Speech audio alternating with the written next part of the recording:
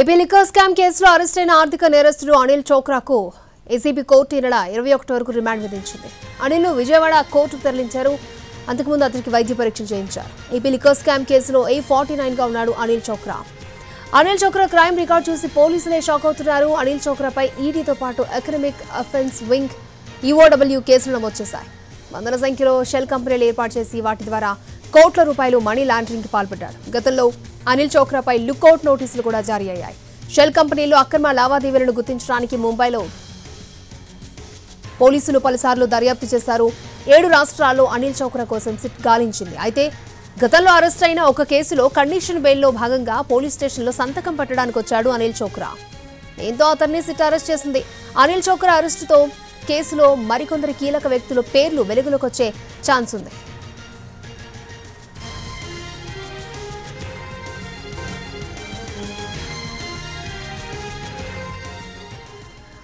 Right, పూర్తి details తెలుసుకుందాం. మా ప్రతినిధి శ్రీకాంత్ మనకి లైవ్ లో అందుబాటులో ఉన్నారు. శ్రీకాంత్,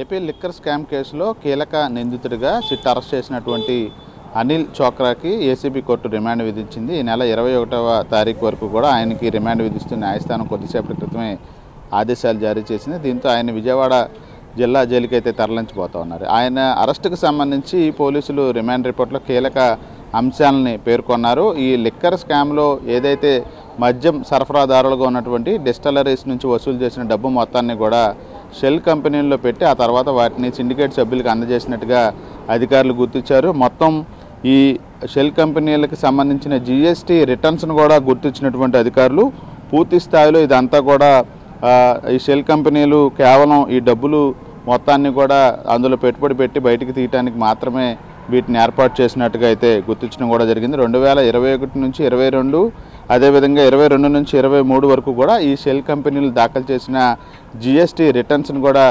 పరిశీలించగా ఆ VA బిల్లులు కానీ అదేవిధంగా ఇన్వాయిస్ల మధ్య భారీ వ్యత్యాసం ఉన్నట్టుగా కూడా గుర్తించారు. దీంతో పాటుగా ఈ షెల్ కంపెనీల్లో 20 షెల్ కంపెనీలు కూడా ఇన్యాక్టివ్గా ఉన్నట్టుగా కూడా అధికారులు గుర్తించారు. దీంతో GST అధికారులు సుమోటాగా ఈ కంపెనీలకు సంబంధించిన GST రిజిస్ట్రేషన్ కూడా రద్దు చేసినట్టుగా అధికారులు గుర్తించడం జరిగింది. ఇక మిగతా యాక్టివ్గా ఉన్నటువంటి షెల్ కంపెనీలు కూడా ఈ GST రిటర్న్స్ని కూడా ఫైల్ చేయనట్టుగా కూడా అధికారులు గుర్తించిన నేపథ్యంలో ఇవన్నీ కూడా కేవలం ఈ మద్యం డిస్టిలరీస్ నుంచి వసూలు చేసిన డబ్బుని బ్లాక్ మనీగా మార్చడానికి మాత్రమే వీటిని అనిల్ చోక్రా ఏర్పాటు చేసిన అధికారులు గుర్తించినట్టుగా అయితే మనకు తెలుస్తోంది. ఇక అనిల్ చోక్రా కూడా పదుల సంఖ్యలో సిమ్ కార్డులతో పాటు ఆ పదుల సంఖ్యలో బ్యాంకు ఖాతాలను కూడా ఏర్పాటు చేసి ఇదంతా కూడా నిర్వహించినట్టుగా నిర్ధారించారు. డబ్బులు అవసరాలు ఉన్న వ్యక్తులకు సంబంధించిన గుర్తింపు కార్డులు తీసుకొని వాటి ద్వారా సిమ్ కార్డులు అదేవిధంగా బ్యాంకు ఖాతాలను ఓపెన్ చేసి ఈ షెల్ కంపెనీలకు సంబంధించిన ఆర్థిక నేరాలన్నింటినీ కూడా పాల్పడినట్టుగా అయితే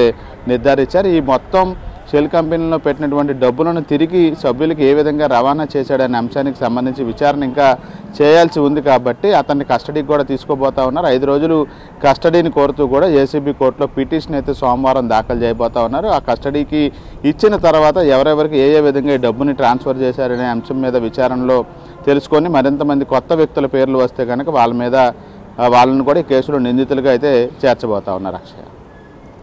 ఓకే శ్రీకాంత్.